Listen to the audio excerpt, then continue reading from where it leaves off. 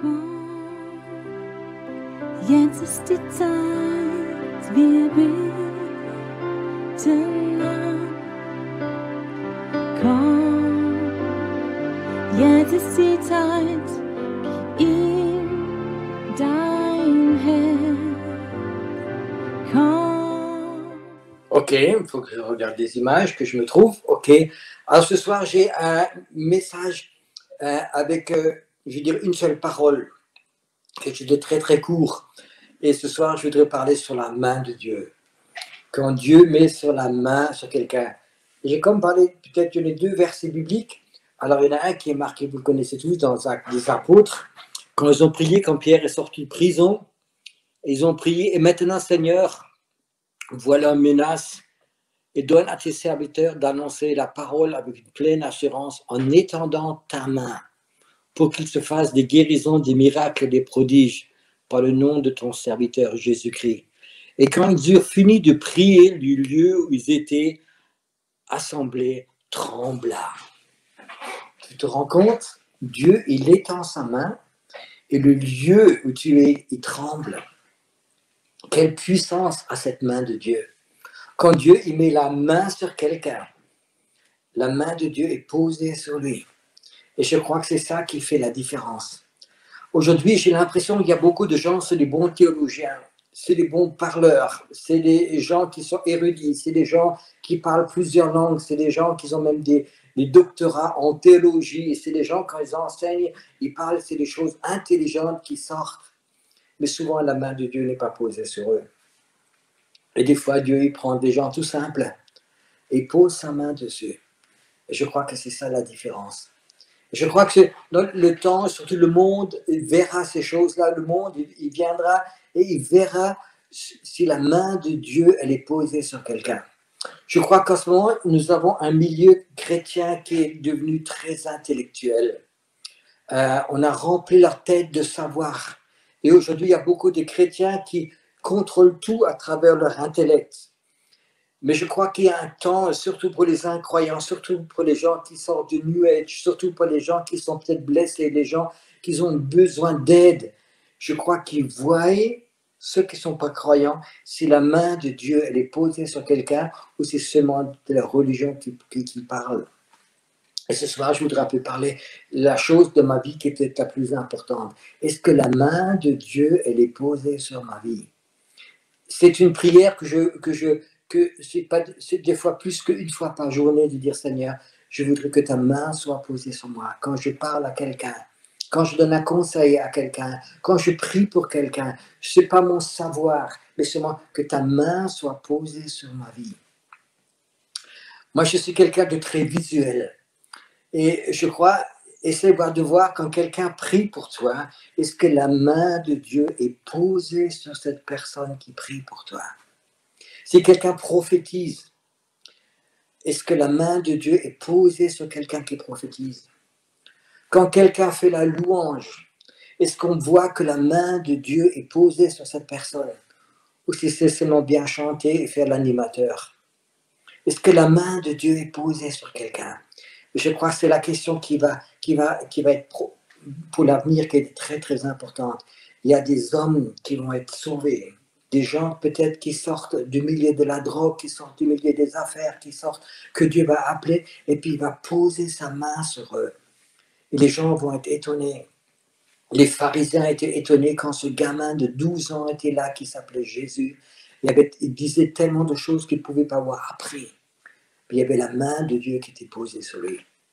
Et je crois que c'est une chose qui est une des plus importantes. Quand la main de Dieu elle est posée sur toi, tu travailles d'une autre façon.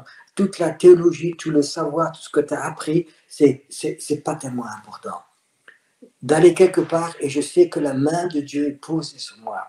C'est ça qui me donne ce courage peut-être, cette possibilité d'y aller sans peur, sans rien. Je sais que la main de Dieu est posée sur moi. Il y a des années où j'ai prêché entre 300 et 350 fois par année. En ce moment, j'ai un peu baissé, je suis devenu un peu plus vieux, mais je prêche toujours à peu près 200 fois par année. Et souvent, je prêche et je ne sais pas ce que je vais prêcher. Mais pour moi, ce n'est pas tellement important. Ce qui est important, est-ce que la main de Dieu est posée sur moi? Et c'est un peu ce que je voudrais vous parler ce soir. Je suis arrivé avec ma femme, on était invités dans une église luthérienne. Et c'est vraiment pas le milieu que j'ai l'habitude. Je préfère encore prêcher aux gens qui sont complètement incroyants, mais c'est les circonstances. Le fond, Dieu m'a dit OK. Et j'étais invité par un pasteur croyant dans une église luthérienne, mais il y avait ce soir-là, qui était complètement rempli jusqu'au dernier rangée. Le pasteur a un peu obligé ces gens à venir, mais je ne crois pas qu'il y avait 5% des gens qui étaient nés à nouveau. Donc, ils sont venus par curiosité où il fallait venir. Et la salle était remplie jusqu'à derrière. Et j'arrive dans cette salle, et je vais devant. Et tu sentais ce mur. Tu sais, les incroyants, ils ont un mur envers Jésus, en fin de compte. Envers Dieu. Et surtout quand ils sont religieux. Et je sentais vraiment qu'il y avait un mur qui était là. Moi, j'ai l'habitude de ces murs. Je suis allé devant et j'ai commencé mon ministère. En sortant, ma femme était exceptionnellement avec. Elle m'a dit, Pierrot, comment toi, tu as ce courage, tu oses aller devant et tu sens que 90% des gens sont contre toi et tu commences à être tellement relax. Je lui dis parce que la main de Dieu est posée sur moi. Je sais que j'ai rien à dire, je sais que j'ai rien à donner, je sais que j'ai pas grand-chose à donner, mais je sais que la main de Dieu est sur moi. Et quand je suis dans la volonté de Dieu, la main de Dieu est là et je commence à parler. C'est le problème de Dieu. Et c'est ce que je voudrais vous confirmer ce soir un petit peu, que de oublier un peu toute ta théologie, tout ton savoir, mais cherche cette main de Dieu, celle qui est posée sur toi. Imagine quand tu pries pour un malade. Je sais qu'on a appris tous à prier pour les malades. On a fait des séminaires, on a lu des livres sur la guérison, puis là, tout ça c'est enregistré quelque part, puis alors qu'on prie pour un malade, on essaie de tout sortir. Moi, je ne sais pas de tout sortir. Et quand je prie pour un malade, quand je pose la main, j'attends. Je dis, Seigneur, est-ce que tu pourrais mettre ta main là-dessus, sur mon épaule? Je veux juste le courant qui passe, c'est toi qui fais. Puis il y a le moment que je sens vraiment que Dieu me touche, que Dieu met sa main sur moi. Et je sais que ça sent et ça sort. Et je sais que le fluide de la guérison passe. Parce que la main de Dieu est posée sur moi. Et si la main de Dieu n'est pas posée sur moi, je peux prier pendant 3/4 d'heure et tout savoir ce que j'ai entendu sur la guérison et il va se passer très très peu. Si la main de Dieu est posée sur moi, ça va couler, ça va couler. Et je vais raconter un peu ces choses de la main de Dieu parce que souvent, dans la Bible, il y a des belles histoires qu'on oublie. Je voudrais en lire une de Ézéchiel. Ézéchiel était assis dans sa maison, il y avait un groupe d'anciens qui étaient dehors, il leur parlait.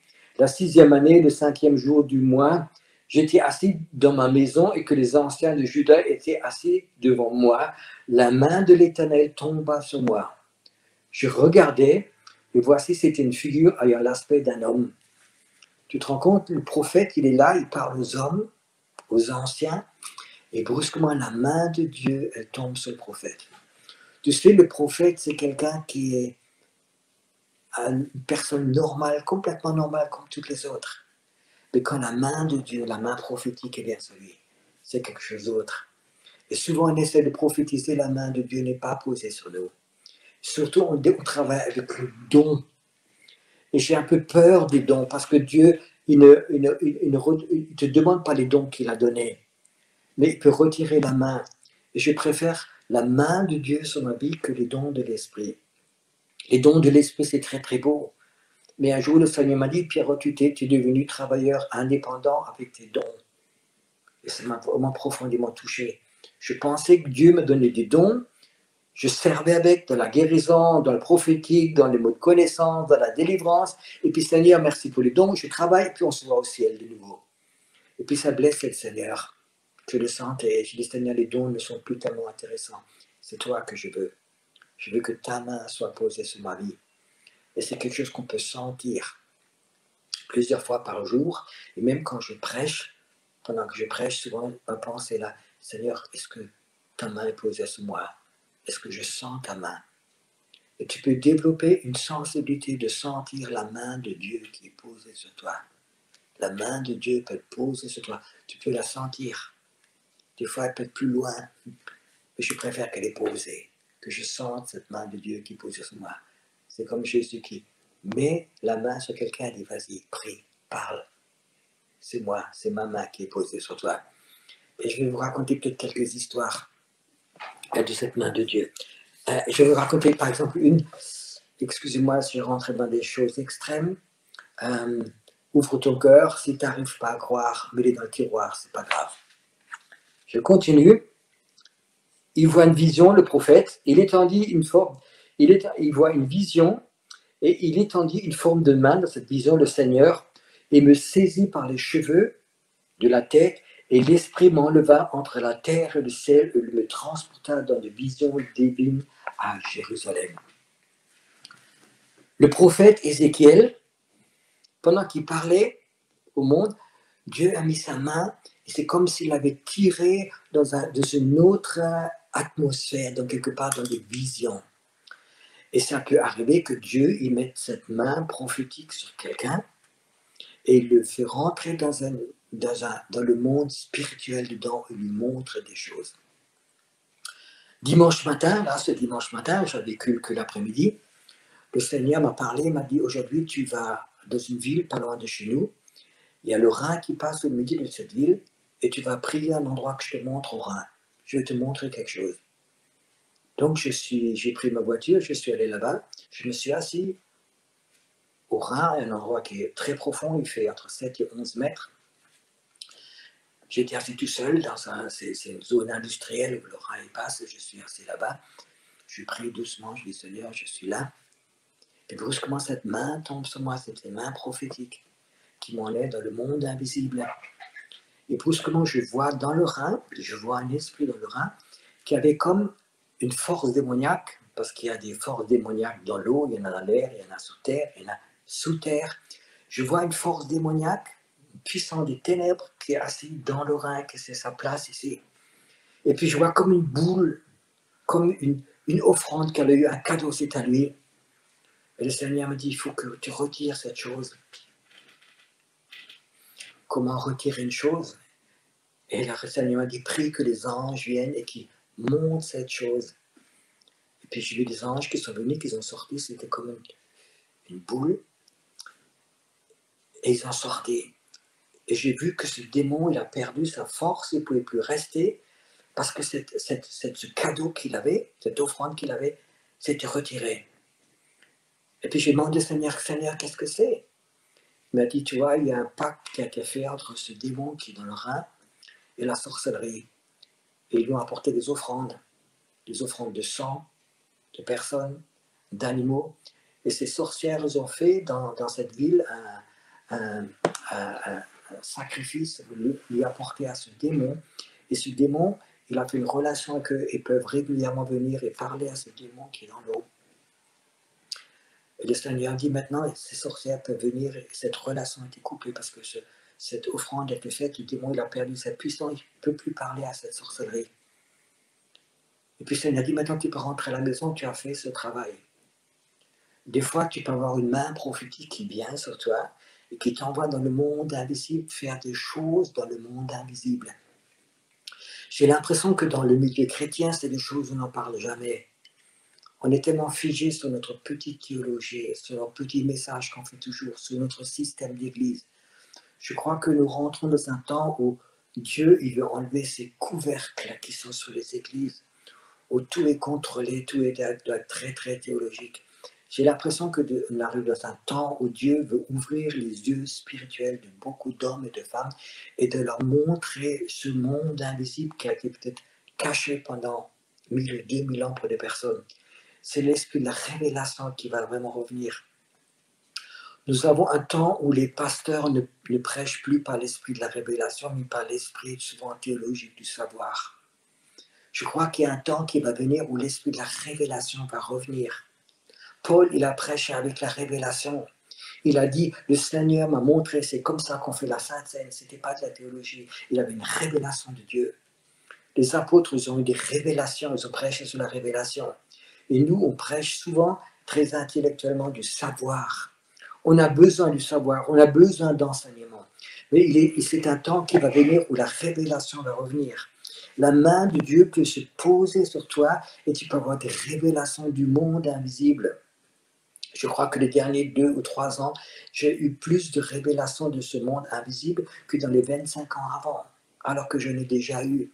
Mais je crois que c'est un temps où le Seigneur ouvre des portes surnaturelles pour ce monde invisible. Et là, dans Ézéchiel, on peut voir que Dieu il a mis sa main. Et Ézéchiel a dit, j'avais comme l'impression que quelqu'un me prenait par les cheveux et me montait dans le milieu prophétique et me donnait des révélations, me montrer des choses qu'il ne comprenait pas. Quand le Seigneur met sa main dessus, sur le monde invisible et me rend dans le monde invisible, il y a des choses, je ne comprends rien. Mais l'esprit de la révélation nous révèle des choses. Et je crois que c'est important que vraiment que le ministère prophétique rentre de plus en plus et emmène vraiment des gens à ce niveau-là. Il y a quelques années, le Seigneur m'a dit, Pierrot, crée une armée de prière. J'ai dit, Seigneur, mais je n'ai aucune notion. Je dis, c'est prière, c'est pas mon truc. Il m'a dit, je t'appelle parce que c'est pas ton truc, parce que tu ne connais rien. Mais ça va être la prière surnaturelle. C'est pas une prière des membres, mais c'est vraiment une prière pour rentrer dans le monde invisible. Et puis, on a fait différents pays.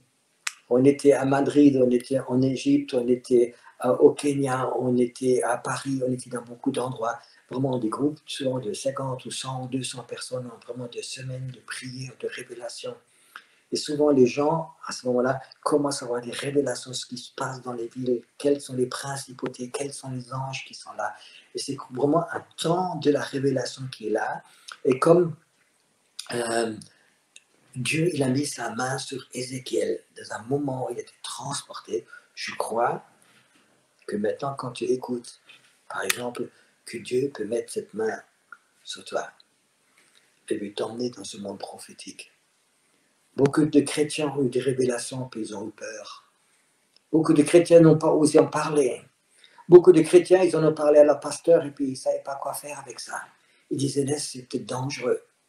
Mais je crois que nous vivons de ce temps-là, quand Dieu va mettre sa main, la révélation va revenir. Et c'est quelque chose qui me tient vraiment à cœur, c'est pas faire de la cure d'âme pendant des années avec des personnes et ça ne change pas grand-chose. J'ai vraiment cette envie de faire ces écoles de prière prophétique, vraiment d'avoir des hommes et des qui ont vraiment besoin de cet esprit de révélation, qui soient responsables de l'endroit où ils habitent.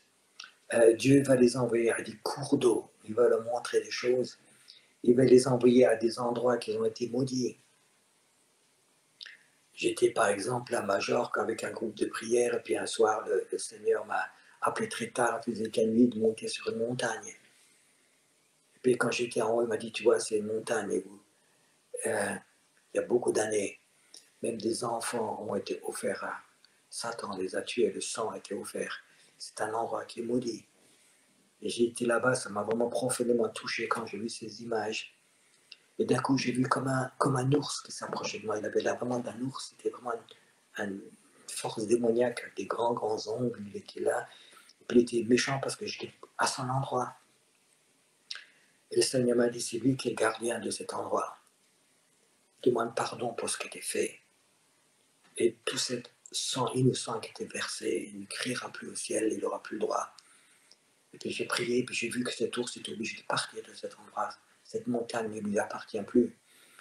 Souvent, nous sommes des chrétiens gentils, disciplinés, mais aveugles. Et je crois que voir, ça va vraiment mettre le feu du nouveau en nous. L'église de l'Odyssée est devenue tiède. Et Jésus leur dit, achetez-vous de la crème du baume pour les yeux, vous allez voir, et tu seras plus tiède. Je crois que c'est un temps où Dieu veut mettre la main sur certaines personnes et ils vont voir dans le monde invisible. Et je te promets, quand tu commences à voir, tu ne seras plus tiède. Tu vas avoir envie de ça. Tu ne vas plus avoir envie d'être devant le mur de la lamentation. Tu vas rentrer dans ce prophétique. Je vais vraiment parler de cette main de Dieu qui peut te poser dans beaucoup de choses sur toi. Quand tu as la main de Dieu est posée sur toi, tu oses faire des choses qu'un chrétien normal religieux ne fera jamais. Je vous raconte une histoire il y a quelques années, une vingtaine d'années. Un homme d'affaires en France est venu me voir, il a lu mon livre, il m'a dit Pierrot, j'ai tellement envie que tu viennes en France, j'ai tellement envie que tu fasses un culte de guérison en France, que tu fasses une tournée, tout ça. Puis il m'a dit je travaille surtout dans une ville, c'est Clermont-Ferrand, et puis je vais aller voir les pasteurs, je vais organiser un culte de guérison, puis je t'invite. Il a dit je finance tout, je paye tout. Je lui ai dit ok. J'avais l'ok du Seigneur. Et ce frère est allé voir 4-5 églises. Il a demandé voir les pasteurs, il a dit écoutez, je vais louer de salle, je vais faire ça et ça, et puis vous êtes prêts à venir avec, et puis les gens qui se convertissent, je les prends, tout ça. Et puis les 4 pasteurs, ils ont dit non, écoutez, on ne connaît pas Pierre Offet, on ne veut pas, on ne connaît pas, c'est pas notre milieu théologique, c'est pas notre truc. Ils ont tous refusé.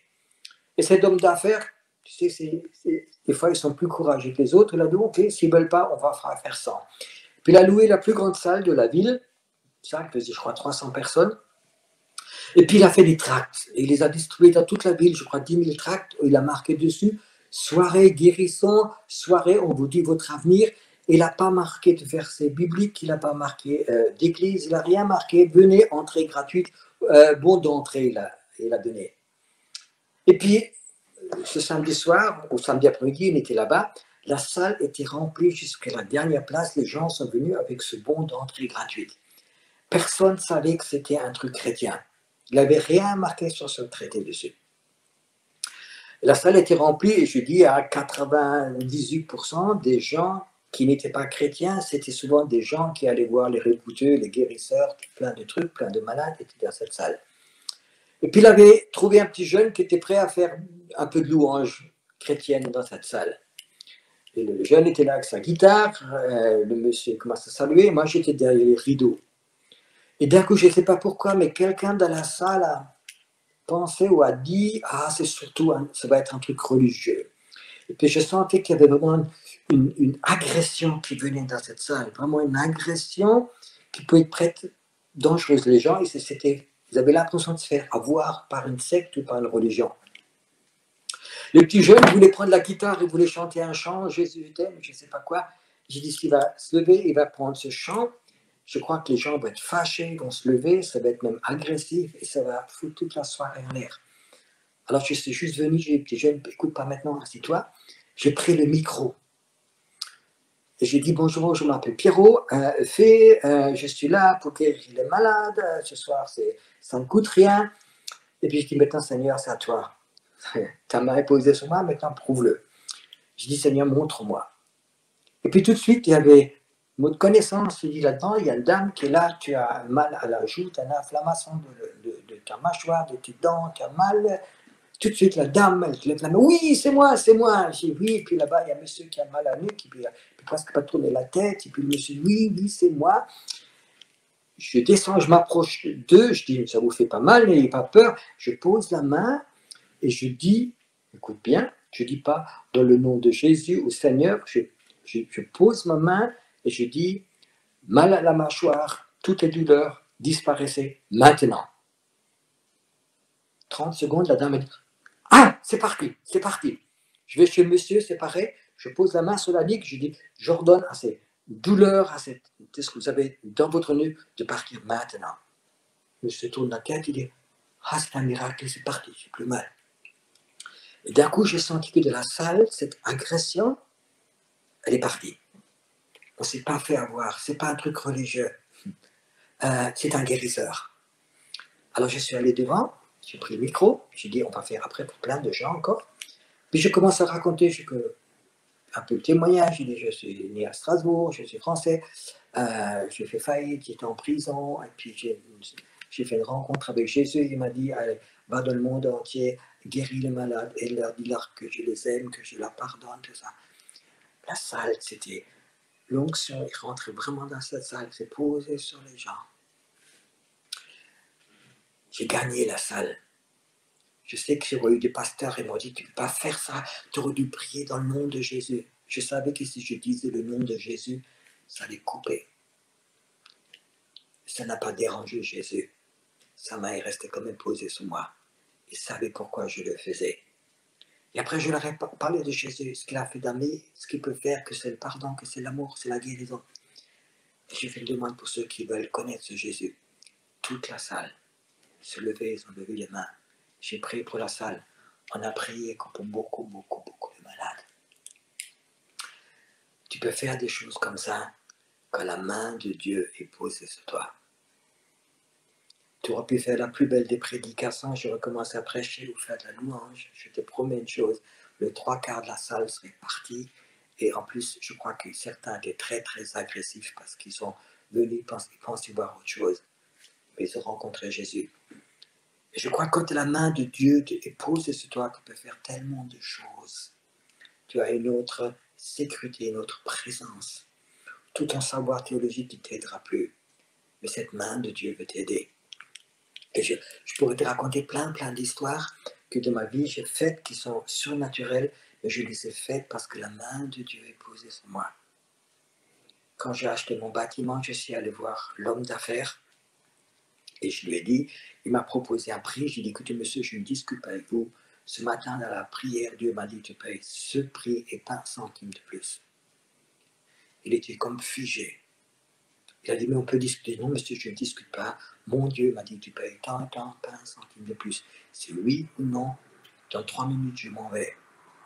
Puis il s'est levé, il m'a accompagné à la porte, il m'a dit, j'ai jamais entendu ça, mais je vous le donne.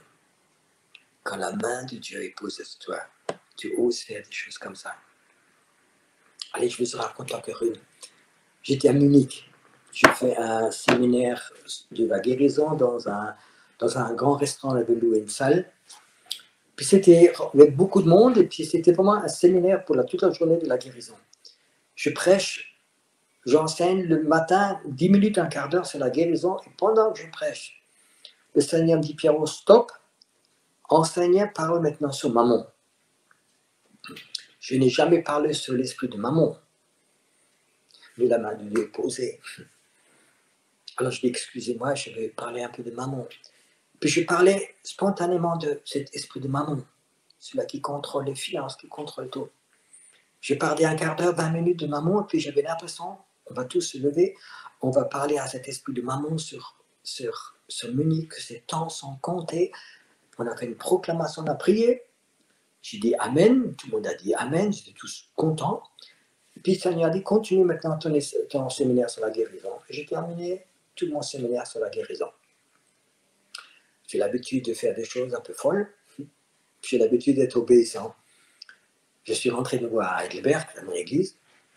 Le lundi après-midi, il y a ma secrétaire qui vient, dit, j'ai vu le courrier, Pierrot, il faut que je te montre quelque chose. Elle me montre, il y avait un chèque de 50 000 € dedans.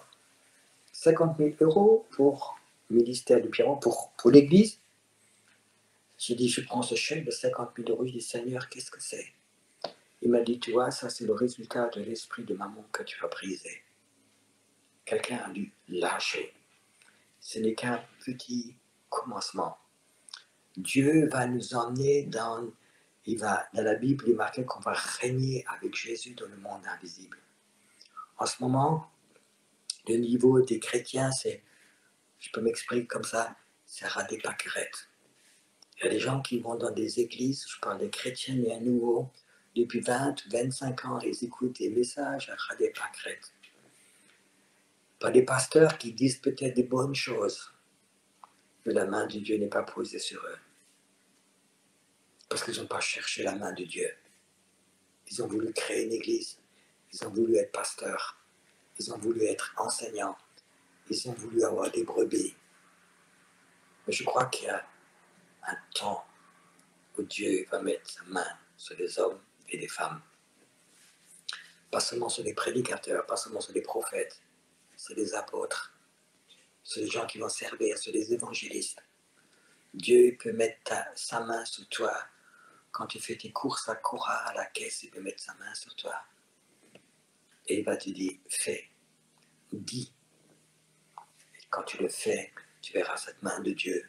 Tu verras les résultats qui sont posés sur toi. Tu verras cette main de Dieu. C'est une force qui est vraiment sur toi. Pourquoi c'est important que cette main de Dieu est posée sur toi? Il y a quelque temps, j'étais en Israël, j'ai fait une école de prophètes. Et puis le Saint-Esprit me dit, Pierrot, ce soir à 5 h, tu vas sur la terrasse, tu as un rendez-vous. Le soir, je vais sur la terrasse, c'était au 18e étage. coucher du soleil. Je suis encore tout seul en haut. Je suis assis sur une chaise. Et puis je sens quelque chose qui s'approche de moi. Je dis, Saint-Esprit, c'est toi? Est-ce que c'est un ange? Jésus, c'est toi? Je dis, ah non. Et je sens que le Saint-Esprit me dit, Pierrot, c'est le Père. C'est ton Père qui veut te parler. Et là, je sentais derrière moi ce Père. Et ce Père m'a dit qu'une chose, Pierrot, je suis le Père de ton esprit. Je voudrais utiliser ton esprit. Et je sentais vraiment que Dieu, c'est le Père de mon esprit. Et Dieu veut utiliser mon esprit. Et j'ai fait beaucoup de voyages en esprit. J'étais enlevé, j'étais dans d'autres pays, sur d'autres villes. Parce que j'ai compris une chose, Dieu, c'est le Père de mon esprit. Et je ne vais pas agir au niveau de mes sentiments, au niveau de mon âme, je vais agir au niveau de mon esprit. Et je crois que Dieu veut poser sa main sur les personnes dont il est le Père. Un Père spirituel. C'est le Père, pas seulement de ton âme. Il y a beaucoup de chrétiens qui disent, oh oui, tu es le Père de mon âme, tu guéris mon âme, tu me consoles. Je sais que Dieu veut te consoler, qu'il est ton Père de ton âme, mais d'être le Père de ton esprit, il veut utiliser ton esprit. Et quand Dieu utilise ton esprit, tu lui donnes ton esprit, tu es plus limité à quoi que ce soit. Et c'est une autre dimension. Dieu, il veut poser sa main sur ses fils et sur ses filles. Arrête d'être un petit enfant qui veut tout le temps être cajolé. Essaie de devenir un fils ou une fille où Dieu il pose sa main sur toi, où ton esprit il appartient à lui. Peut-être tu te poses la question, comment je peux arriver à que cette main de poser sur moi?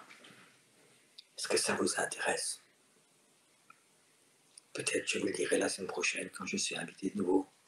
Non. Je vais quand même peut-être dire quelque chose que cette question, vous avez dans votre cœur dedans. La première chose, c'est Dieu il dit, je donne grâce à qui je donne grâce. C'est-à-dire, il n'y a pas le rendement. Dieu, il veut donner grâce à qui il veut donner grâce. Il m'a donné grâce à moi dans une cellule de prison. Je n'ai rien mérité. Encore actuellement, je n'ai pas un meilleur caractère que toi. Je n'ai pas une sainteté qui est peut-être plus profonde que toi. Je ne lis pas plus peut-être la Bible que toi. Mais Dieu m'a donné grâce. Il m'a appelé. Il m'a donné grâce. Et c'est quelque chose qui est très important pour moi. La deuxième chose, et peut-être la chose la plus importante, c'est Dieu, il met sa main sur les personnes dont il sait qu'ils sont obéissants. Je ne suis pas obéissant au public. Je ne suis pas obéissant quand les gens me disent, il faut que tu me parles, il faut que tu donnes rendez-vous, il faut que tu donnes visite, il faut que tu viennes là-bas. Je ne sens pas cette obéissance de courir à donner tout ce que les gens veulent. Je sens que j'ai une obéissance envers mon Dieu qui est mon Père. Cette main est posée sur moi, je crois, parce que Dieu, il sait que Pierrot, il essaye, avec tout ce qu'il a, d'être obéissant et de faire ce que Dieu veut faire. Un père, je crois, il est content quand ses petits-enfants viennent sur les genoux, quand il le cajole. Et quand les enfants sont plus grands, je crois qu'un père est fier quand ses enfants ils font ce que lui, il a montré de faire. Et je crois que c'est ça qui est important. Pas toujours, Dieu, tu me bénis, tu me guéris, tu me donnes. Mais Dieu, donne-moi un cœur obéissant. Dieu, je veux être obéissant. Je veux, quand ta main est posée sur moi, je veux faire que les choses que toi, tu veux que je fasse. Et je sais que si je commence à faire mon propre ministère, mon propre truc, je sais que la main de Dieu, une partie de l'onction restera toujours sur moi. Les dons de l'esprit resteront toujours sur moi. Mais cette main, elle risque peut-être de se retirer. Et c'est ce qu'il y a de pire dans ma vie. C'est la prière qui est toujours posée sur moi quand je rentre dans une salle, quand je fais un ministère. C'est Seigneur, je sais que je n'ai rien à donner, mais j'ai besoin de ta main, qu'elle soit posée vraiment sur moi. La prochaine chose, la chose la plus importante aussi, quand la main de Dieu est posée sur toi, et Dieu commence à agir à travers toi, donne la gloire à Jésus. Tu sais, notre chair, elle aime tellement cette gloire, cette reconnaissance que les gens te disent, oh frère, tu as fait ça, c'était fantastique. Donne cette gloire, ne mange pas un morceau de la gloire, mais donne-la à Jésus. Je sais que si la main de Dieu n'est pas posée sur moi, je suis incapable de prêcher. Je suis incapable d'être un modèle. Je suis incapable de diriger, de faire quoi que ce soit. Je ne veux pas prêcher. Je ne veux rien faire si la main de Dieu n'est pas posée sur moi. Mais si la main de Dieu est posée sur moi, je veux essayer de toute ma force de donner cette honneur à Dieu seul et d'être obéissant. Et je crois qu'il y a une chose qui est importante, sois toujours prêt à faire repentance, à reconnaître tes fautes. Moi, je pêche beaucoup encore. Je suis un homme spontané. Je suis des fois encore un peu colérique. Je suis des fois encore un peu juge. Le soir, des fois quand je rentre à la maison, je dis Seigneur, est-ce qu'il y a des choses qui ne t'ont pas plu aujourd'hui? Et que souvent le Seigneur dit oui, tu vois, là et là. Ah, tu es sûr? Je dis oui. Ok Seigneur, je suis désolé, j'essaierai de plus faire. Si je peux remettre ça en ordre, je vais essayer de le mettre en ordre. Garde un cœur repentant. C'est quelque chose qui est très très important dans ma vie. J'ai vu une fois dans ma vie où Dieu a retiré cette main. Peut-être je vais vous la raconter. C'est peut-être une des choses qui m'a blessé le plus. Quand j'ai commencé l'église, on a vraiment vu un temps de miracles pendant 1 an, 2 ans. On a vraiment vu des miracles, des gens venaient partout. C'était l'église un miracle. Et un jour, j'ai prêché, et dans mon enthousiasme, quand j'ai prêché, j'ai dit, si vous êtes malade, vous avez le cancer, vous avez quoi que ce soit, venez ici dans notre église, ici vous serez guéris. Et au moment que je l'ai dit, je sentais, j'ai touché déjà d'orgueil. Mais c'est sorti, quand c'est sorti, j'ai continué à prêcher.